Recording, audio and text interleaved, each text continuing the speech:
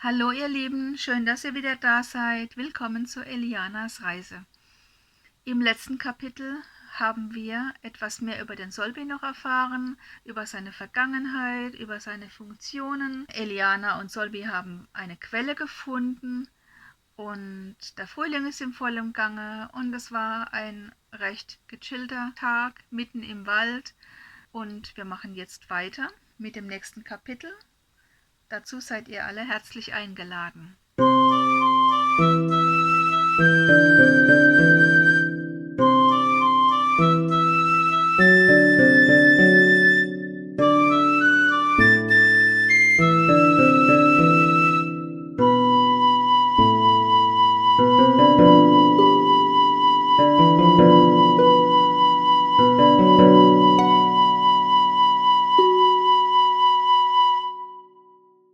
5. Kapitel. Ein alter Bekannter. Eliana erwachte von dem vertrauten Rattern des Solbis. Nachdem es nun fast eine Woche geregnet hatte, schien endlich wieder die Sonne, und der Solbi genoss ein ausgiebiges Frühstück.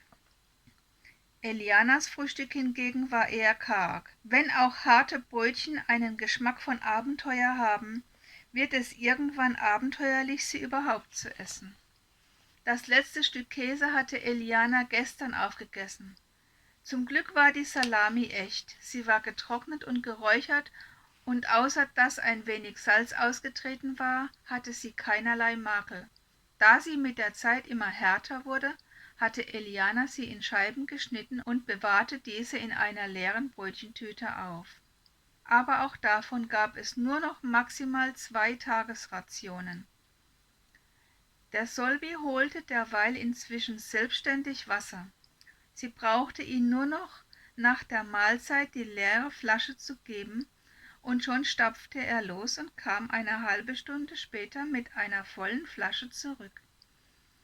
Eliana genoss sichtlich die Gesellschaft des vielseitigen Roboters. Dennoch überkam sie mehr und mehr die Langeweile.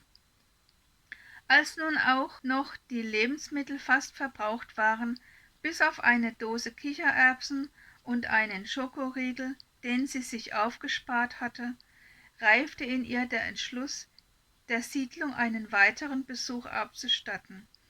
Es sollten zumindest noch ein paar harte Brötchen da sein, wenn sie nicht doch noch abgeholt worden waren, und in der Küche gab es noch Konserven. »Morgen gehen wir zur Siedlung«, sagte sie. Der Solbi hörte auf zu rattern. »Okay«, sagte er und ratterte weiter. Eliana war nicht wohl bei dem Gedanken, in die Siedlung gehen zu müssen. Die Menschen, die der Solbi in jener Nacht gesehen hatte, waren nicht wieder aufgetaucht. Auch hatte der Solbi von keinen Begegnungen beim Wasserholen berichtet. Jedenfalls würde sie sicherheitshalber die Höhle von allen Spuren befreien. Das inzwischen trockene Feuerholz würde sie ganz nach hinten schaffen, wo es auf den ersten Blick nicht auffallen würde, und Bett und Feuerstelle so gut wie möglich entfernen. So verging auch dieser Tag, und je näher der nächste rückte, umso mehr verspürte Eliana eine Anspannung aus gemischten Gefühlen. Was würde sie wohl in der Siedlung erwarten? Der Solbi bemerkte ihre Unruhe. Er setzte sich neben sie auf seine Entenfüße und stimmte ein wunderschönes altes Lied an, das in seiner sonoren Stimme wie eine Liebeserklärung klang. Die Anspannung wich langsam, und eine tiefe Geborgenheit breitete sich in Elianas Herzen aus. Sie weinte lautlos und lange. Der nächste Morgen kam mit gewohnter Frische und dem sonnenhungrigen Rattern des kleinen Roboters. Eliana verzehrte das letzte harte halbe Brötchen und den letzten Schokoriegel. Während der Solbi die Wasserflasche nachfüllte, räumte und säuberte sie die Höhle und bedeckte die Reste der Feuerstelle mit Erde und Laub. Sie schaute mit dem Kommi nach Neuigkeiten und wartete auf den Solbi. Es hatte eine weitere Anschlagsserie gegeben. Drohnen hatten wie beim letzten Mal schon einige Kinder- und Jugendlager bombardiert. Man konnte aber dieses Mal die Steuerung der Drohnen orten und 3 Leute festnehmen, 2 Männer und eine Frau. Von Opfern oder Flüchtlingen war wieder nicht die Rede. Nur noch die üblichen Floskeln, dass die Regierung alles unter Kontrolle hätte und dass die Sicherheitsbeauftragten dennoch weiterhin in erhöhter Alarmbereitschaft wären. »Da ist doch etwas faul«, sagte Eliana zu sich selber und sah nach der Uhrzeit. »Wo blieb denn der Solby? Er war schon über eine Stunde weg. Man konnte doch sonst die Uhr nach ihm stellen.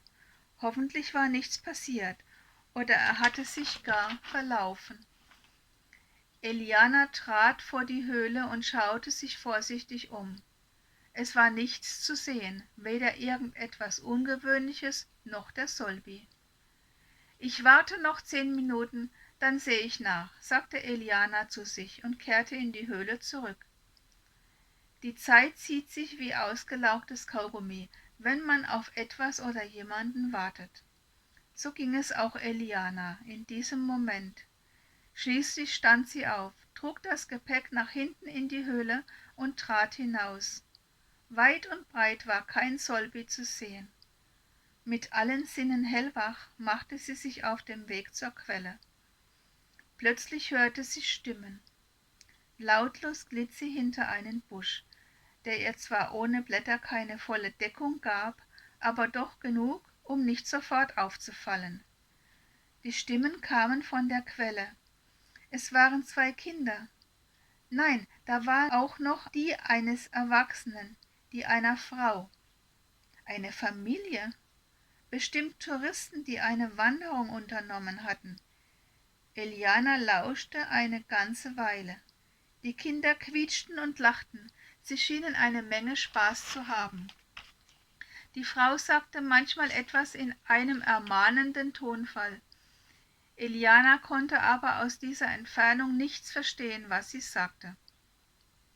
Vorsichtig pirschte sie sich näher heran und versteckte sich hinter einem weiteren Busch, von wo aus sie die Quelle und auch die Leute sehen konnte. Was ihr als erstes auffiel, das war ihre Limonadenflasche. Eins der Kinder musste sie wohl gefunden haben. Die Frau hob das Kind auf einen großen Granitblock, der neben der Quelle stand, und das Kind füllte die Flasche mit Wasser. Dann hob die Frau es wieder hinunter, und es lief den Weg ab und goss die Blumen, all die Veilchen, Primeln, Buschwindröschen, die ersten Blätter der bald kommenden Maiglöckchen, das Gras und überhaupt alles Grüne.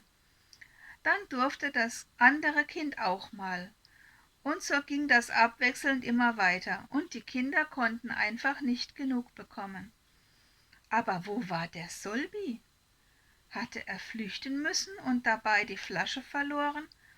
Oder war das gar nicht ihre Flasche, sondern gehörte diesen Leuten, die nur eben zufällig dieselbe Limonade tranken? Eliana blieb nichts anderes übrig, als zu warten, bis die Kinder sich müde getobt hatten und endlich nach Hause gingen. In der Zwischenzeit betrachtete sie den Granitblock. Ein Findling aus der letzten Eiszeit, wie es sie überall gab. Auch dass hier alles aus Sandstein war und Granit sogar nicht in die Landschaft passte, das war nicht unbedingt ungewöhnlich. Ungewöhnlich war es allerdings, wie sauber der Granitblock war. Ob die Kinder ihn von Moos und Erde befreit und abgebürstet hatten? Er glänzte wie frisch aus dem Berg gehauen. Groß war er, etwa 1,50 Meter mal 40 mal nochmal 40. Wo er am Boden aufsetzte, blühten gelbe Blumen. Schabockskraut, dachte Eliana. Aber dann schaute sie nochmal genauer hin. Die typischen Blätter waren gar nicht da, und es sah auch mehr wie eine gelbe Flechte aus. Oder wie... Nein, nein! Entenfüße, flüsterte Eliana und hielt sich sofort den Mund zu. Die Leute waren so beschäftigt und die Kinder johlten so laut, dass keiner sie gehört hatte. Wirklich keiner? Ein Rattern. Die Frau griff in ihre Handtasche und holte ihr Kommi heraus, sah es kurz an, schüttelte dann den Kopf und steckte es wieder ein. Eliana grinste. Sie kannte das Rattern. »Mama«, sagte nun das eine Kind, das gerade die volle Wasserflasche in der Hand hatte, »warum wachsen auf dem Stein keine Blumen?« »Weil den Blumen die Erde besser gefällt«, sagte die Frau. »Mama«, sagte das Kind weiter, »wenn ich den Stein gieße, wachsen darauf dann Blumen?« Es ratterte. Eliana hielt den Atem an. Kurz darauf ertönte eine kleine elektronische Melodie. »Oh, Papa ruft an«, sagte die Frau, die wohl den Klingelton ihres Kommis erkannte. »Kommt, Kinder, der Papa wartet. Wir essen jetzt etwas Leckeres und heute Nachmittag gehen wir Go-Kart fahren.« Au ja«, riefen die Kinder wie aus einem Munde. »Aber zuerst will ich doch den Stein gießen.« »Damit er auch Blumen bekommt«, sagte das eine Kind, das immer noch mit der Wasserflasche in der Hand neben dem Granitblock stand. »Komm jetzt, Trödelliese, das Essen wird kalt. Wir haben im Garten noch ein paar Blumen, die du gießen kannst.« Das Kind blickte sichtlich enttäuscht drein, folgte aber der Frau und hatte kurz darauf seinen Schmerz vergessen. Die Kinder hüpften und tollten voraus, die Frau folgte ihnen mit zügigen Schritten, und bald schon waren sie außer Sicht und Hörweite. Eliana kam hinter dem Busch hervor. Der Granitblock dehnte und hob sich, die Entenfüße waren bald in ihrer vollen Pracht sichtbar, und seine Oberfläche zerteilte sich in viele kleine Plättchen, die sich drehten und sich zu seiner gewohnten Oberfläche zusammenfügten. Die Plättchen waren so perfekt angepasst, dass man keinerlei Übergänge sah. »Aber wasserdicht bin ich nur mit Regenmantel«, sagte der Solbi und überquerte den Weg. »Entschuldige bitte, ich wurde aufgehalten.« »Aber du bist da und es geht dir gut, und das ist schließlich die Hauptsache«, sagte Eliana. Der Solbi ratterte. »Ob auf mir Blumen wachsen würden?«, fragte er plötzlich. Eliana war gerührt. Schnell pflückte sie ein Buschwindröschen. »Nein, ich glaube nicht«, sagte sie, »aber ich schenke dir eine.« Sie gab ihm die Blume und er hielt sie sich vor seine Displays. Er ratterte und scannte sie ausgiebig von allen Seiten. »Bin ich jetzt glücklich?«, fragte er. »Ja«, sagte Eliana und lächelte. Nun aber schnell die Sachen aus der Höhle holen und aufbrechen, denn die Sonne stand schon hoch am Himmel. Eliana nahm alle persönlichen Gegenstände mit. Nichts sollte ihre Anwesenheit verraten. Bestenfalls das Feuerholz könnte einen Hinweis geben, aber wer würde schon wissen, wie lang es dort gelegen hatte. Das Solbi fuhr seine langen Beine aus, und nach einer guten Stunde standen sie schon vor dem Siedlungstor. Alles schien genauso zu sein wie beim letzten Besuch. Bevor sie das Gelände betraten, lief Eliana am Tor entlang von einer Seite zur anderen und beobachtete dabei aus dem Augenwinkel eine der beweglichen Kameras. Sie folgte ihr nicht, also gab es wohl noch keinen Strom. Eliana und der Solvi begaben sich nun direkt ins Gemeinschaftsgebäude. Eliana überkam auf einmal die Lust nach einem heißen, duftenden Bad. Aber ohne Strom ging wohl weder die Wasserpumpe noch die Heizung. Sie seufzte. Sie deponierte den Solbi im Bekleidungszimmer, wo sie sich wenigstens mal frische Sachen zum Anziehen holte und die gebrauchten in einen der Wäschekörbe warf, obwohl ihr klar war, dass hier wohl vorerst und bis auf weiteres niemand Wäsche waschen würde. Dann begab sie sich in die Kantine. Die Brötchenkiste stand noch auf der Theke, aber sie war leer. Dann war der Recycler doch noch da, dachte Eliana bei sich. Sie schaute in die Kühlschränke. Ein unangenehm fauliger Geruch schlug ihr entgegen. Bis auf ein paar verrottete Lebensmittel waren sie auch weitestgehend leer. Hinter der Theke standen Kisten mit Wasserflaschen. Die meisten waren leer, aber ganz unten fand sie noch 3 volle. Sie stellte sie auf die Theke. Dann ging sie weiter in den Kochbereich. Es standen sehr viel weniger Konserven in den Regalen, als sie es in Erinnerung hatte.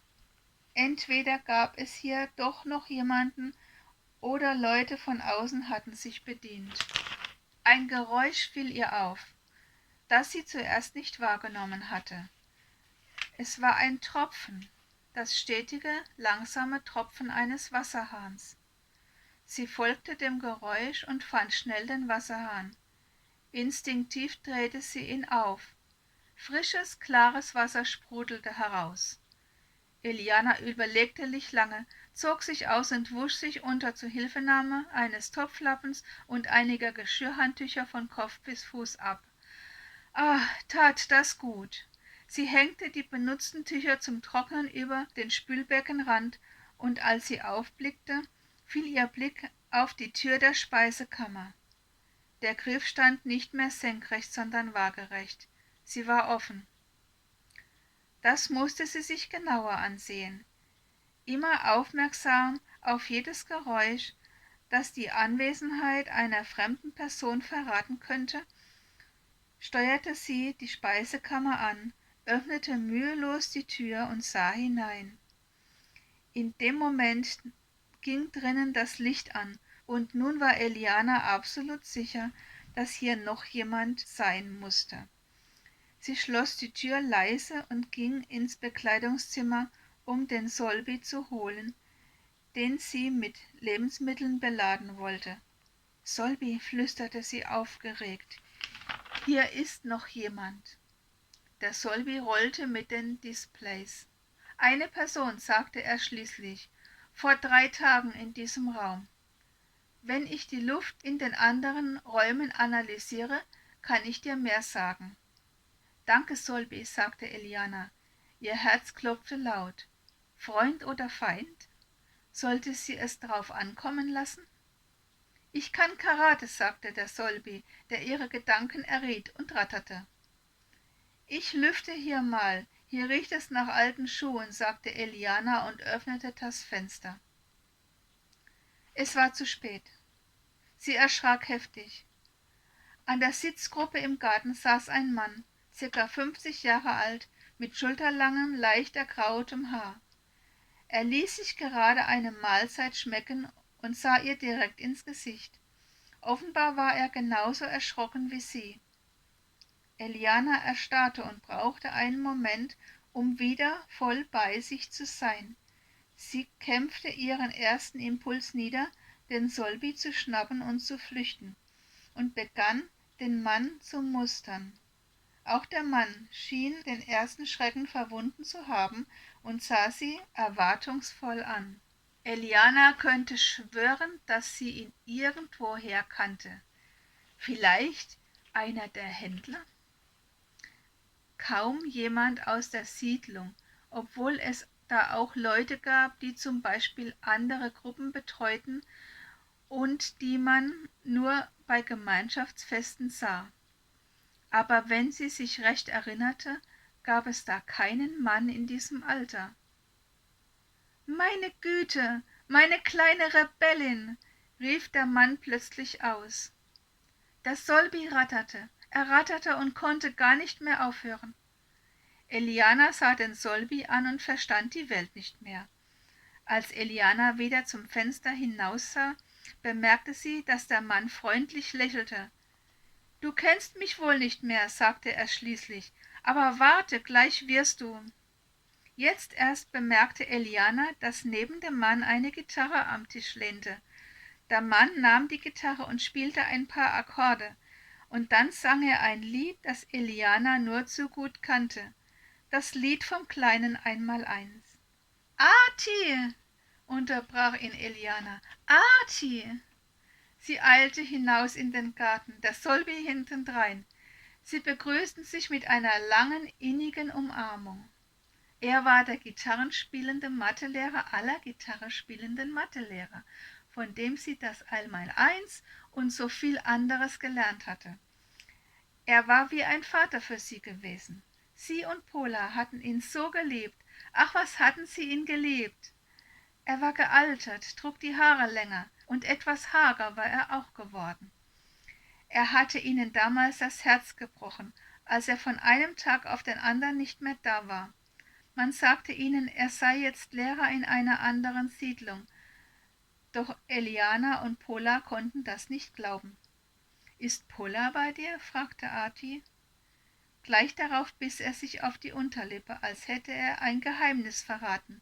Aber nein, dass sie sich einmal Amapola nennen würde, das hatte schon lange vor ihrem 10. Geburtstag festgestanden, und sie ließ sich, seit er denken konnte, Pola nennen, auch wenn es erst viel später in ihre persönlichen Daten eingetragen wurde.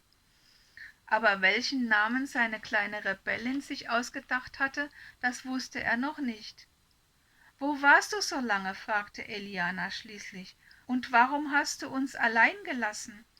Und wie kommst du hierher?« Fragen über Fragen. Währenddessen ratterte der Solvi immer lauter und ungeduldiger, bis auch Arti ihn bemerkte.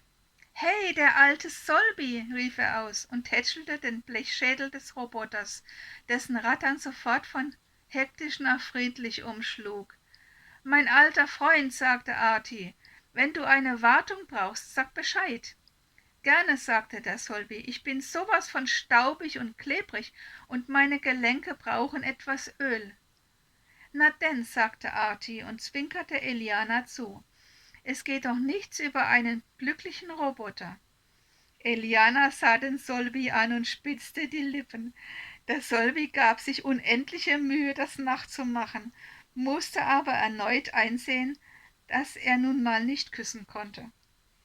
»Aber nun sag mal«, sprach Arti zu Eliana gewandt, »welchen Namen hast du dir denn ausgesucht? Wie darf ich dich denn nennen?« »Ich bin Eliana«, sagte Eliana mit einer leichten Verbeugung.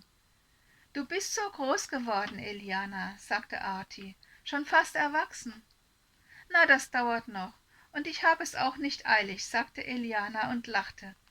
»Das geht schneller, als du denkst«, sagte Arti, nicht ganz ohne eine gewisse Wehmut.